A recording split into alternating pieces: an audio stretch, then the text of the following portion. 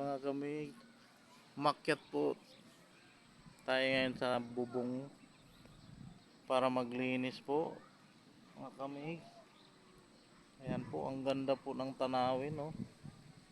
Nandito po ako sa bubong ng bahay namin na mga kamig. Ayan, ang ganda po ng tanawin. Makyat po ako sa bubong ng bahay. Ngayon maglilinis po tayo. Nung ako'y maglinis, ako'y na-surpresa mga kamigs. Tingnan nyo po, napakadami ng bulaklak ng aking mangga. It's a surprise. Wow, bulaklak pa more. Napakadaming bulaklak ng aking mangga. Praise the Lord. Salamat sa Panginoon. Tingnan nyo mga kamigs, oh. May bunga na siya, maliliit, sumayad pala. Yan, oh, ang dami. Mayroon pang bagong sibol, oh. Wow, pag namunga yan, sana loobin ng Diyos mabuo.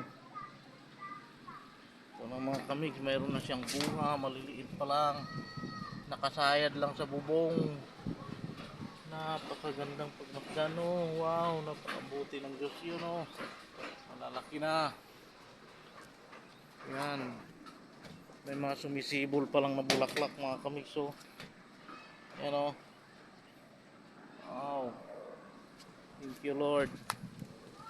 Next episode ipapakita ko sa inyo yung mga bunga niya, yung malalaki na. Ayan, oh, sumisibol pa lang mga kamigs, sumisibol pa lang yung bunga niya, yung bulaklak niya sumisibol pa lang. Kadami. Yan, oh, may bunga na, oh. Wow, maglilinis tayo ng bubong kasi ang daming bulaklak na nakakalat. Dapat hindi magalaw yung mga bulaklak mga kamigs, kaya iniiwasan kong galawin. Pabayaan ko muna yung bubong dyan.